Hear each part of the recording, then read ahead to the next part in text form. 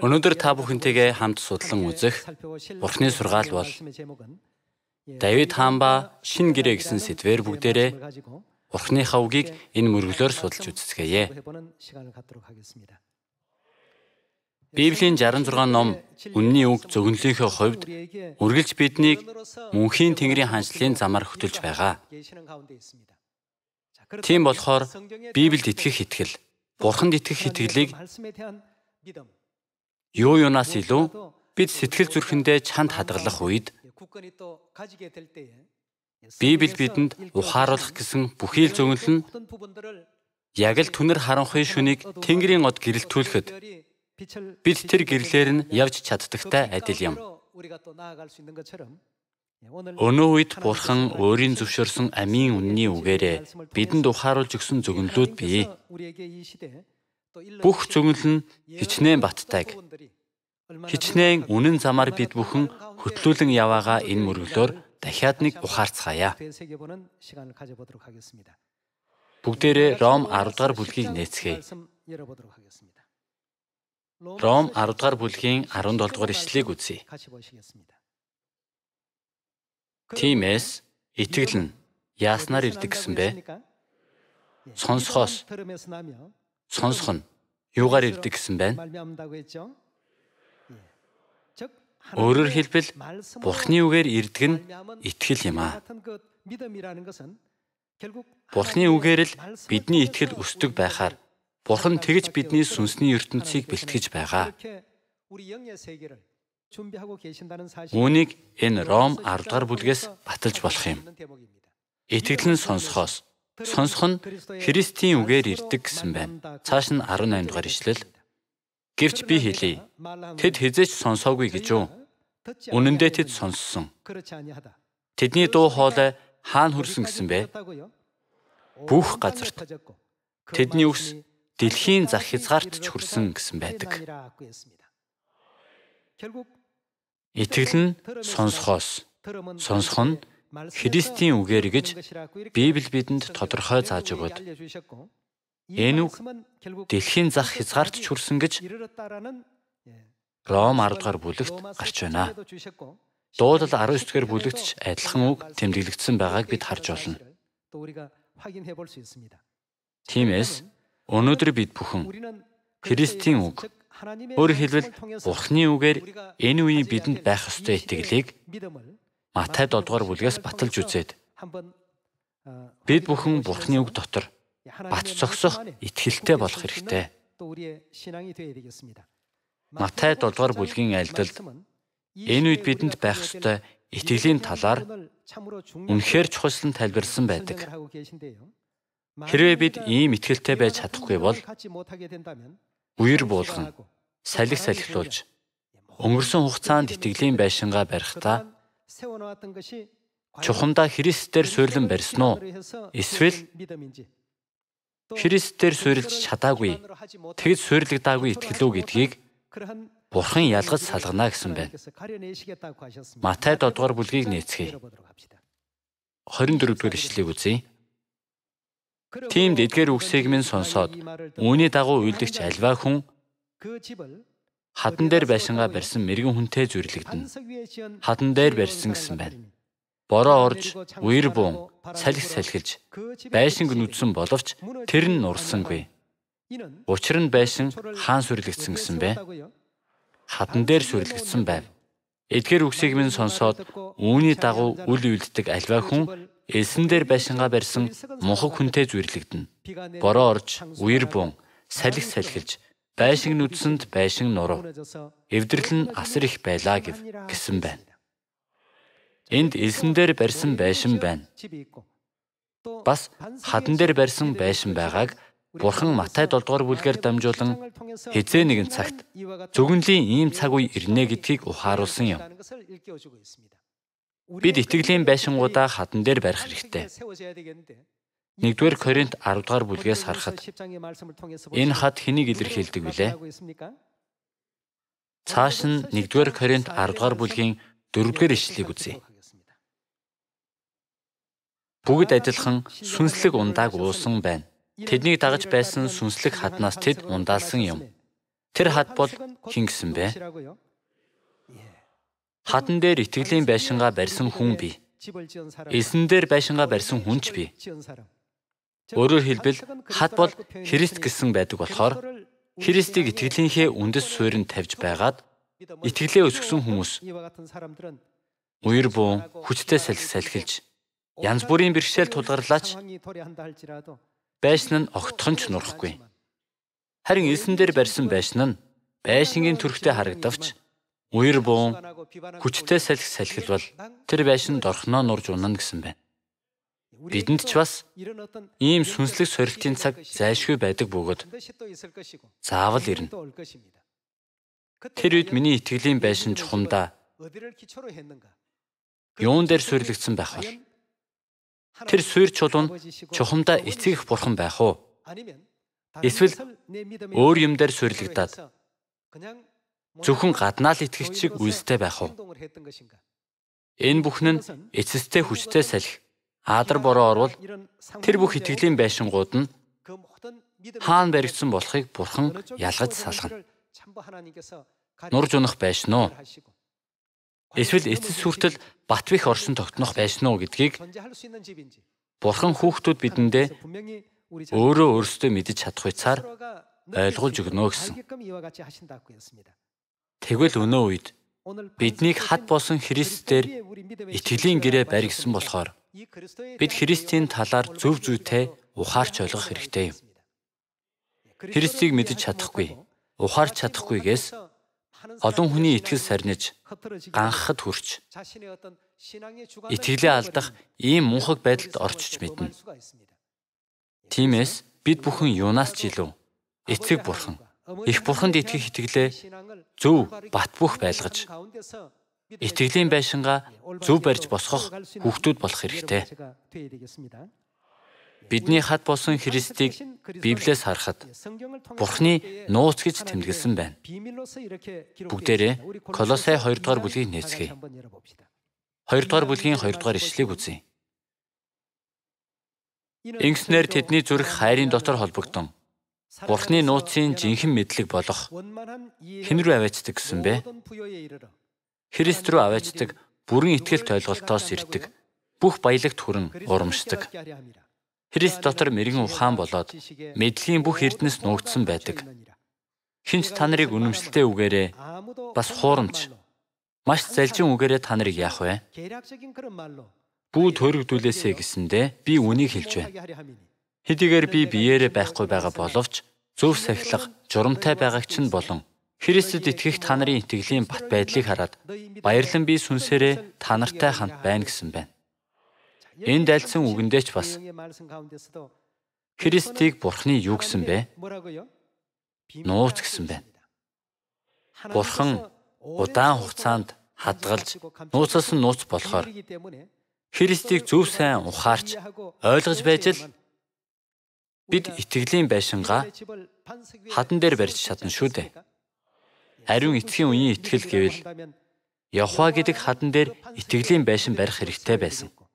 Ариун хүүгийн үед Есүс Христ гэдэг нэрэн дээр итгэлийн байшин барих хэрэгтэй байв. Сүүлчийн энэ ариун сүнсний үед бид бүхэн сүнс болон сүд бүсгэд итгэх итгэлээр итгэлийн байшингаа барих хэрэгтэй. Тиймээс Колосай 2 дугаар бүлэгт ч Бурхны нууцын жинхэнэ мэдлэг болох Христ рүү аваачдаг, бүрэн итгэлт ойлголтоос ирдэг, бүх баялагт хүрэн урамшдаг гэсэн. Өнөөдөр Бурхны нууцын жинхэнэ мэдлэг болох Христийг ухаарах үед Библийн зөвнөлийн дүр зургуудыг цааш нь судалцгаая. Еврей 9 дугаар бүлгийн 28 дугаар ишлэгийг хамт үзье. Тиймээс Христ мөн олонний нүглүүдийг үрхийн тулд нэг удаа өргөгдсөн бөгөөд хоёр дахь үзэгдэхдээ нүглийн талаар бус харин өөрийг нь тэсийн ядан хүлээхстийг аврах болно. Хэдтгэн үзэгдэнэ гэсэн бэ? Хоёр дахь үзэгдэнэ гэсэн байна. Бидний итгэлийн зорилго сүнсний авралт байдаг гэж бичигдсэн шүү дээ. Тэгвэл тэр авралт хүрэхийн тулд нэг удаа биш хэдтгэн ирнэ гэсэн бэ? Хоёр дахь заавал үзэгдэнэ гэсэн байна. Хоёр дахь үзэгдэхдээ юу авч ирээд юугаар хүн төрлөختөн биднийг аварна гэсэн бэ? Анх удаа энэ газарт ирэхдээ юу авч ирээд хүндрэлтнийг аварсан бэ? Энэ газарт шинэ гэрээний үннийг авчиран, шинэ гэрээг тогтоож, би та нарын бурхан болж, та нар миний ард түмэн болох болно гэсэн. Бурхан болж бурхны ард түмэн болгох гэрээг юугаар байгуулсан бэ гэхээр шинэ гэрээг ихчээр байгуулсан юм. Луг 22 дугаар бүлэгт байгаа тийм ээ. 1-р Коринт 11-р бүлэгт ч ингэж бичсэн байдаг. Еврей 8 дугаар бүлэгт ч мөн адилхан гардаг үг. Бурхан ингэж хүндрэлтнийг аврахын төлөө нэгдэх удаага ч ирж энд Еврей номноос үзэхэд хоёр дахь бас ирсэн гэсэн байна.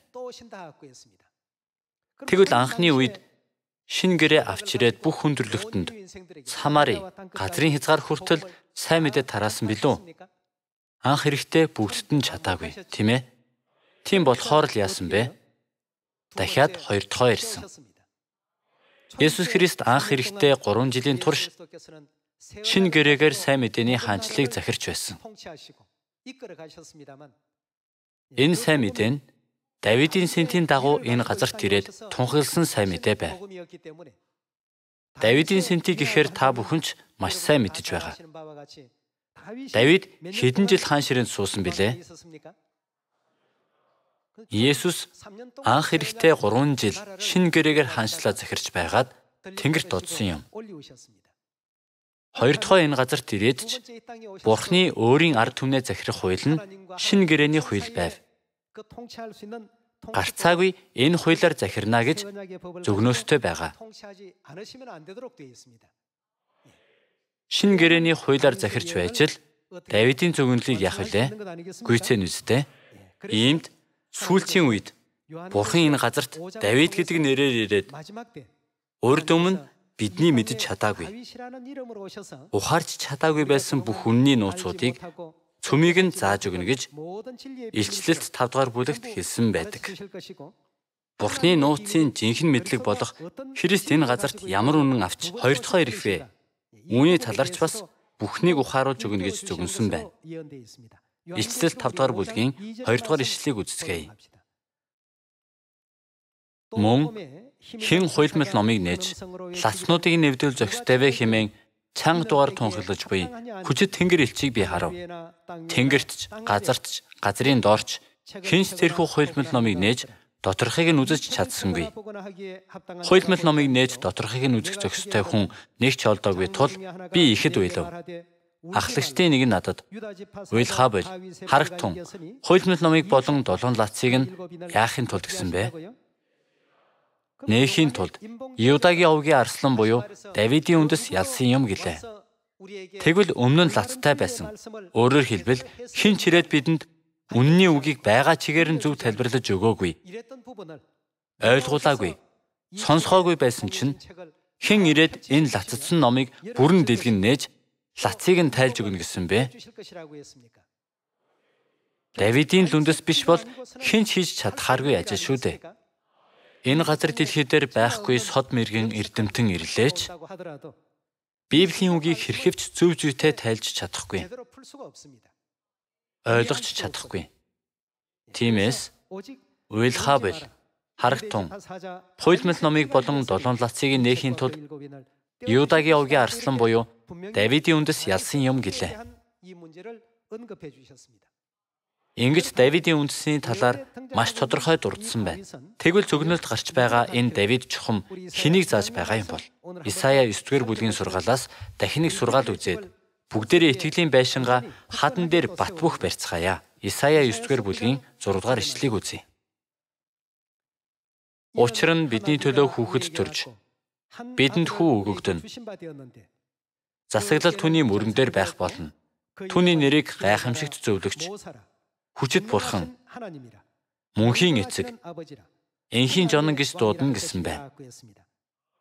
Исая 9-р бүлгийн 6-р ишлэлд гарч байгаа махан бие өмсөд энэ газарт төрөх хүүхдийг Исая 9-р бүлгийн 1-р ишлэлд хэн гэж зааж байгаа вэ? Есүсийг хэлж байгаа тийм ээ. Есүсийн талаар Зебулун болон Нафталийн нутаг, Галилийг сүр жавхлантай болгоно гэсэн энэ зөвгнөл Матай 4-р бүлгийн 13 дугаар ишлэл, 23 дугаар ишлэлд тус харагддаг. Эдгээр нь зүгэнлийн биелийн дүр зураг гэж ойлгож болохоор хэсэг юм. Хүү болсон Есүсийн уг мөн чанар нь хүчит бурхан. Бас мөнхийн хэн гэсэн бэ? Мөнхийн эцэг. Эцэг боловч бидний төлөө махан бие өмсөд хэн болж төрсөн гэсэн бэ? Хүүхэд. Хүү болж бидэнд илчлэгдэх болно гэсэн байна. Цааш нь 7 дугаар ишлэгийг үзье. Давидын сэнти. Хэний сэнти гэсэн бэ? Түүний хаанчлалд шударга ёс. Үнэн зөвийг үеийн үед тогтооход түүний засаглал болон инх амгалан нь одоос үрд мөнхөд байх болно. Түмэн цэргийн эзний зүтгэл үүнийг яана гэсэн бэ? Давидын сэнтид суусан бурхан энэ зүгнэлийг гарцаагүй биелүүлэх болно гэсэн байна. Гэвч та бид бүхний сайн мэддэгчлэн анхны Есүс энэ газарт ирээд Давидын хаанчлалын 40 жилийг бүрэн гүйцэж чадаагүй тийм ээ. Харин бурхан түмэн цэргийн эзний зүтгэл энэ бүхнийг заавал хэрэгжүүлнэ гэсэн юм. Есүс 3 жил сайн мэдээний амьдралаар замнасан. Харин үлдээсэн 37 жилийнх нь учрыг бид бүхэн мэдэх хэрэгтэй биш гэж юу? Үүнийг үзэхээс өмнө Давидын талаар ганцхан ишлэл судлаа. Энд Есүс хүүхэд болж махан бие өмсөн энэ газарт ирээд Давидын сэнти, түүний хаанчлалд шударга ёс, үнэн зөвийг үеийн үед тогтооход түүний засаглал болон инх амгалан нь одоогоос үрд мөнхөд байх болно. Ингэж бичсэн байна. Давидын талаар 2 дугаар Самуэль 5 дугаар бүлгээс үзэнгээ бидний сайн мэддэг зүйлч гэлээ. Өнөөдөр бас дахин нэг удаа гүн ухаарцгаая. Давидын үйлс донд Христийн аж амьдралтай холбоотой олон зүйл агуулгдсан байдаг шүү дээ. 2 дугаар Самуэль 5 дугаар бүлгийн 4 дугаар ишлэл. Давид 30 наснда юу болж гисэн бэ? Хаан болж. Хэдэн жил хаанчилсан гэсэн бэ? 40 жил хаанчлав гэсэн байна. Исаи номонд Давид хаан ширээнд суугаад шударга ёс үнэн зөвийг тогтоон захирна гэсэн. Харин энэ 2 дугаар Самуэль номонд хаан болж гэж хэлсэн нь сэнтид залрахыг нь хэлж байна. Хаан сэнтид залрахыг нь хэлсэн шүү дээ. 30 наснда хаан болж гэж илэрхийлж, Давид хаан ширээнд суугаад 40 жил төр удирдсан гэсэн үг. Тэгвэл Есүс ч бас Давидтай адил 30 наснда хаан болж 40 жил хаанчлах ёстой шүү дээ. Яагаад гэвэл Давидын сэнтид суугаад шударга ёс, үнэн зөвийг тогтоон захирна гэсэн болохоор. Бас түмэн цэргийн эзний зүтгэл үүнийг заавал хэрэгжүүлнэ гэсэн болохоор. Зөвнөл ёсоор бол Давидын үйлсийн хугацаа болох 40 жил бүрэн төгс ивэлтэйгэр биелэх ёстой. Иймээс л биднийг аврахаар хэдэн удаа ирсэн билээ? Анхны ирэлтээрээ Есүс 3 жил шинэ гэрээний сайн мэдээний хаанчлалаа захирсан. Тэгвэл 2 дахь ирэх шалтгаан нь юу вэ гэхээр Бурхан энэ зөвнөлийг яана гэсэн байдаг үлээ. Заавал хэрэгжүүлнэ гэсэн байхад 3 жил хийгээд л бүхнийг дуусгачихвал энэ зөвнөл биелэхгүй тийм ээ. Ийм учраас Илч Иохныг илчлэлтээр харахад нь номыг нь нээж доторхыг нь үзэх зохистой хүн энэ газар дэлхий дээр хичнээн харсан ч нэг ч олдоогүй. Библийн 66 номыг тайлбарлах юм уу? 66 номд нууцлагдсан бүх үнний нууцуудыг хүн төрлөختөнд дамжуулж мэдүүлж өгөх хүн нэг ч байгаагүй. Харин Давидын үндэс энэ ном ба 7 лацыг нь цөмийг нь нээн гэсэн байна. Тиймээс анх эрэхтэй 3 жилийн үеэсээ дуусгаад 37 жилийн үеийнхээ хугацааг үлдээсэн зөвгөнлийн Давид. Тэр Давид ирж байж л яах вүлээ? Түмэн цэргийн эзний зүтгэл үүнийг хэрэгжүүлнэ гэсэн зөвгөнөл бүрэн төгс биелэлээ олно шүү дээ. Иймд бидний төлөө хүүхэд төрж бидэнд хүү өгөгдөн гэж альдсан шиг хүү болж ирээ гэвэл заавал юу өмсөх ёстой вэ? Махан бие өмсөж гэмээр энэ газарт хүү болж ирж чадна. Махан бие өмсөд энэ газарт ирсэн хэдий ч түүний сүнслэг байдлыг харвал хүчит бурхан бас мөнхийн хэн гэсэн бэ? Эцэг бас инхийн жоном. Библийн энэ зөвлөлийг харахад Хэдийгээр махан бие өмсөөд энэ газарт ирсэн хэдий ч доторх сүнслэг байдлыг нь харвал хүн төрлөختнийг бүтээж сансар огт руугаа бүхэлдэн захирдаг Бурхан. Энэ л Бурхан ирэхгүйгээр бидний авах аврал. Энэ ивэлтэй түүх, үүрэг, бас түмэн цэргийн эзний зүтгэл үүнийг хэрэгжүүлнэ гэсэн Давидын зөгнөл төгс төгөлдөр биелэх аргагүй юм. Тиймээс Элч Иохан энэ газарт энэ номыг нээх, Бурхны лацдчихсан энэ номыг нээж доторхыг нь үзэх хүн байна уу гэж эслэл дотроо хичнээн харсан ч нэг ч хүн байгаагүй болохоор яасан гэлээ? Иохан өөрөө болон эснэр үүний төлөө ам бие харилалгүй зүтгэж, сургаалынхаа төлөө амиа зориулж, хүн төрлөختөнд үннийг тараахын тулд үхлээс ч татгалзаагүй ийм итгэл сахиж ирсэн байхад гэтэл хинч энэ лацдсан Бурхны сургаалыг зааж өгөх хүн нэг ч харагдахгүй болохоор хичнээн харамсмаар хэрэгвэлээ дээ. Тэгээд цүрхлэн уйлж байхад нь ахлагчдын нэг нь ирээд уйлхаа боль гэж хэлдэг үсттэй. Энэ номыг нээж өгөх хүн байгаа. Битгий уйл гэдэг. Магадгүй Иохан чихээ сэртэс хийлгэн сонссон байх. Тэр хүн хэн бэ гэхэд Давид гэж хариулдаг. Тэр Давид ирнэ. 37 жилийн шинэ гэрээ сайн мэдээний хаанчлаа захирахын тулд хэд дэх удаага ирэх вэ? 2 дахь ирнэ гэсэн.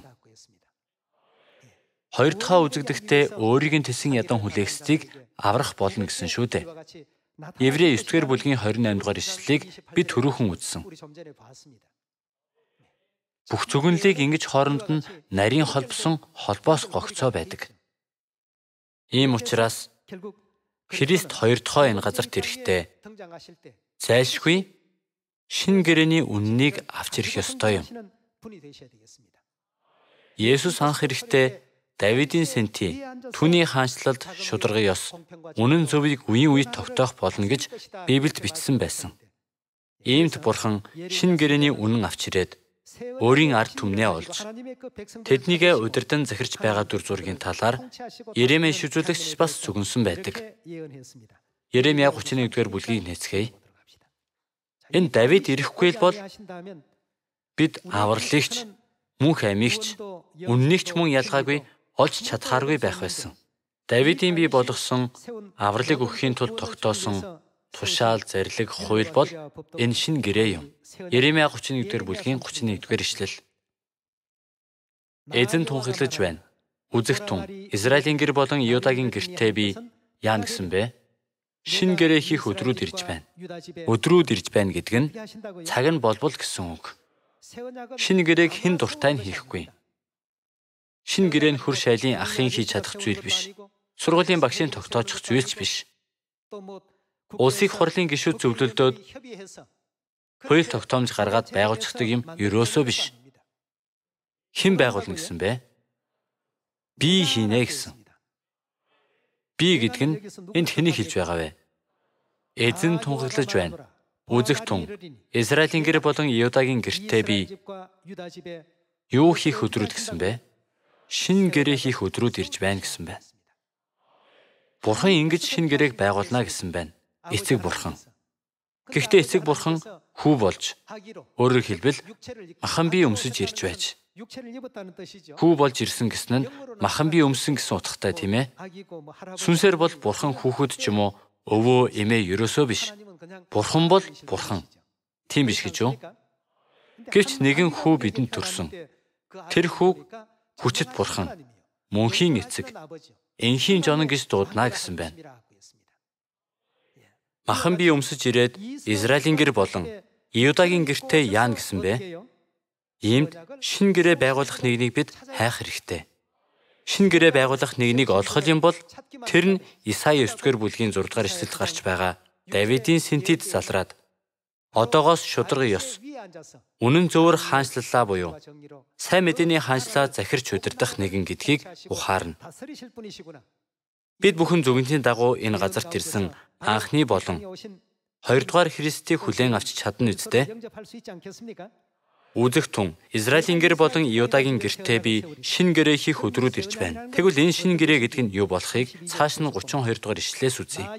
Тэр эцэг өвгдийг нь Египтийн нутгаас гаргахын тулд гараас нь барьсан тэр өдөр тэдэнтэй байгуулсан гэрээ буюу хэдийгээр би тэдэнд нөхөр нь байсан боловч тэдний зөрчсөн миний гэрээтэй адил биш юм гэж эзэн тунхаглаж байна.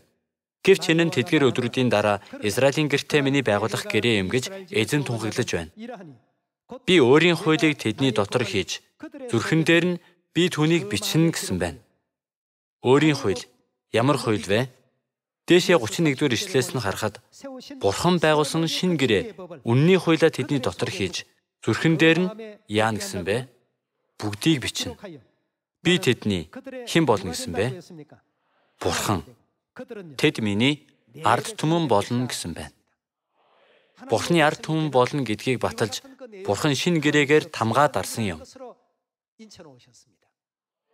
Гэтэл өнөө үед бидний эргэн тойронд үе олон сүм байдаг ч шинэ гэрээн чухам юу гэдгийг мэддэггүй. Яагад гэвэл дээгүүрэнх баярч мэдэхгүй, амралтын өдөрч мэдэхгүй болохоор мэдээж шинэ гэрээ нь юу болохыг мэдэх боломж тэдэнд байхгүй. Хэдийгээр тэдний тоо тэнгисийн эргийн элс мэд тоо тоомшгүй олон байлаа ч мэдэхгүй. Тэнгэрийн хаанчлал нь тооны олноор явдаг газар биш үсттэй.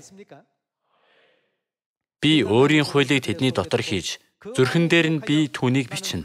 Би тэдний Бурхан, тэд миний ард түмэн болно гэсэн. Хаан болон ард түмний хооронд хууль байнга оршдог.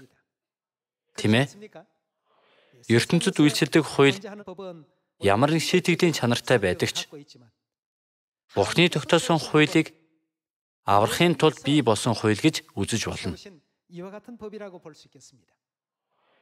Шийтгэл гисгэлт гэхээсээ илүү авралын төлөө тогтоогдсон хуульч гэж үзэж болох юм. Би өөрийн хуулийг тэдний дотор хийж, зүрхэн дээр нь би түүнийг бичнэ. Би тэдний Бурхан, тэд миний ард түмэн болно. 34-р ишлэл. Хүн бүр хөрштөө, хүн бүр ах дүүдээ, эзнийг мэд гэж тэд дахин заахгүй. Учир нь тэдний багаас том хүртэл нь тэд бүгд намайг мэдэх болно гэж эзэн тунхаглаж байна. Учир нь би тэдний гэм бурууг яаж гисэн бэ? Бүх гэм бурууг уучлж гисэн байна. Шинэ гэрээний хууль бол нүгэл уучилдаг хууль. Нүглийг бий болгодог хууль байдаг бол нүглийг байхгүй болгодог хууль бас бий. Энэ нь шинэ гэрээний хууль. Нүглийг устгадаг хууль бол шинэ гэрээний хууль юм. Харин энэ шинэ гэрээ үнний хууль байхгүй газрын хүмүүс өөрсдийгөө бид Бурхны ард түмэн Тэнгэрийн хаанчлалд явна гэж бодож байгаа. Гэр бүлүүдээ Бурхны үгнээс харахад тэдний хэлдэг зөв үү? Цөм худал. Тэд огтхонч Бурхны ард түмэн болж чадахгүй. Тэнгэрийн хаанчлалд явж чадахгүй. Яагад гэвэл тэдэнд шинэ гэрээ гихч үнэн байхгүй. Шинэ гэрээг аваад энэ газарт хоёр дахь ирсэн, хоёрдугаар Христийг хүлээн авч чадаагүй. Шашны хачин зарчим гэдэг шүү дээ ерөнхийдөө. Ийм зарчим гаргачаад Бурхны нэрийг л зээлдэн хичээх хайдаж байгаа хүмүүс. Дахин хэлбэл дотроо юучгүй хов хоосон хэрэггүй хайрцгийг Бурхны нэрээр баглаж боосонтой адилхан гэж бид ойлгож болох юм. Бурхан бидэнд тэр баглаа төдийгүй дотор байгаа зүйлсийг нь хүртэл өгнө. Хэдийгээр шавар саванд эрдэнэ хийж багалсан боловч үнэндээ дотор нь ховор нандин эрдэнэ оршиж байгаа шүү дээ. Өнөөдөр та бид бүхэн бидэн рүү ирээд 37 жил сайн мэдээний замаар шинэ гэрээний үнэнг авч ирээд энэ сүмийг удирдах, устж алга болоод байсан шинэ гэрээний амралтын өдөр, шинэ гэрээний дээгүүрэнх баяр, шинэ гэрээний 3 удаагийн 7 баяр, шинэ гэрээний толгойн алчуур, шинэ гэрээгээр сойрхох баптизм гэх зэрэг бүх хууль ёс зарлиг тушаалаа шинэ гэрээний бүх үнэнг бидэнд сэргээж өгсөн нэгэн хэн бэ? Тэгвэл ансан Христ хүүгийн төрхөөр энэ газарт ирсэн хэн гэсэн үг вэ? Давидын үндэс болсон 2 дугаар Христ энэ газарт ирээгүй бол Бид бүхэн өнөө үед энэ цаг мөчид амралтын өдрийг ч мэдэхгүй. Дээгүрэнх баярыг сайн ухаарч чадахгүй. 3 удаагийн 7 баяр ямар нэртэйг нь хүртэл мэдэхгүй байх байсан. Юу ч мэдэхгүй чихтэй зүгээр л итгэвэл аврагдана гэсэн тэр худал үгэнд хууртаад мөнхийн тамийн шийтгэлээс мултарч чадахгүй байх байлаа. Өнөөдөр энэ мөчид бид хадан дээр итгэлийн байшингаа батбөх барих хэрэгтэй. Лацадсан байсан үнний номыг Бурхан Давидын үндэс болж энэ газарт ирээд өөрийн биеэр нээж өгөөгүй байсан тэр үед бол тэр номыг нээж өгөх хүн нэгч байсангүй гэсэн зүгнэл байсан. Зүгнэлийн үг болгон бүгд үнэн. Энэ үнэн зүгнэлийг бид байгаа хിവэр нь хүлээн авч, сонсож, бас Библи тэмдэглэлтэй байгааг яг байгаа чигээр нь харахад Давидын үндэс ирээгүй ертөнцид үнэн гихс зүйл оршиж чадах уу? Огтхон ч оршиж чадахгүй. Аврал гихч оршиж чадах уу? Оршиж чадахгүй шүү дээ. Мөнх эм оршиж чадах уу? Тэнгэрийн хаанчлалд оршиж чадах уу? Байж боломгүй тийм ховор нандин шуудаа эрдэнсийг бидэнд задлж өгсөн. Бид ийм их юм эзэмшиж байгаа ч гэсэн үн цэнийг нь мартдаг. Хүмүүс ямар нэгэн байхгүй бол түүнийг авахыг хүсэх сэтгэл төрдөг. Гэвч авсны дараа яадаг вүлээ? Үн цэнийг нь байнга мартаад түүний чухал чанарыг дандаа умартдаг учраас харамсалтай. Магадгүй бидний тэнгэрт үйлдсэн нүглээс болоод тэр биш шүү гэсэн бодол төрдөг. Эцэг их бидэнд өгсөн энэ үннийг Тэнгэрийн тэнгэр элч нарч бас яадаг гэсэн бэ? Харахыг хүсдэг гэсэн. Энэ 3 хэмжээст ертөнцийн юм юу болоод тэнгэр элч нар атаархдаг юм бол энэ 3 хэмжээст ертөнцид амьдарч байгаа бидэнд тэд атаархтаа гэж яагаад тэмдэглэсэн юм бол тэнгэрт байгаа тэнгэр элч нарч бас харахыг хүсдэг зүйлийг Бурхан тэднээс хүртэл нуугаад зөвхөн бидэнд л нээж өгсөн энэ нандин шуудаа эрдэнсээ бид алдаж, хайж, хэрхвэж болохгүй үсттэй. Үүнийг бид ухаарч, итгэлийн байшингаа хад болсон Христээр барьцгаая. Энэ ариун сүнсний үед сүнс болон сүд бүсгүй болох Тэнгэр эцэг Тэнгэр ихтэй итгэлийн суурьа бат босгохгүй л бол бидний итгэлийн байшингууд ямар нэг байдал үүсвэл ганхах болдог. Бүгд нурж унахаас өөр аргагүй. Библийн тэмдэглэлд үер буусанд байшин нурав. Эвдэрлэл нь асар их байлаа гэв гэсэн үг бий. Үүнчлэн удал, хорон муу цуурхал, байж боломгүй гүтгэлгүүд, үннийг эсэргүүцдэг саадын чанартай ярианууд бидний эргэн тойронд тоо томшгүй олон гарч байгаа. Ийм байдалд зөвхөн Давидын үндэс л үннийг зааж өгнө. Үүнийг бид эрүүл ухаанаар харах ёстой. Давидын үндэс биш л бол яах вүлээ? Энэ үнний номын лац талигдаж чадах уугүй юу? Ганцхан үүнийг л бид баттай ухаарвал Давидын нэрээр энэ газарт ирсэн Христ бол ансаан хүн бурхан гэдгийг мэднэ. Бас бидэнтэй хамт оршиж байгаа шинэ Иерусалим Тэнгэр эхийгээ орхидуулж болох уу? Хэрхэвч болохгүй.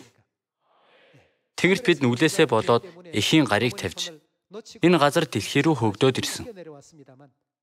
Гэсэн ч одоо бид бүхэн дахиж л эхийнхээ гараас тавьж болохгүй. Альва хэцүү зүйл байсан ч эцэс хүртэл эцэг эхийнхээ гараас бариад Тэнгэрийн хаанчлал хүртэл заавал явна гэсэн хатуу шийдвэрээр үлдсэн хугацаанд Йошуагийн хашгираан шиг сүр хүчтэй хашгирааныг дэлхийд даяар байгаа бүх Сионы хүүхдүүднийг хашгирцгаая. Бүх юм зөвнөлийн дагуу болохоор эцэг их бурхандаа баттай итгээд хаашаач хөтөлсөн эцэс хүртэл дагаж чаддаг. Хадан дээр барьсан итгэлийн байшингуудаа сайтар хамгаалахыг бүгдээс нь хүсээд үгээ өндөрлөё. Баярлалаа.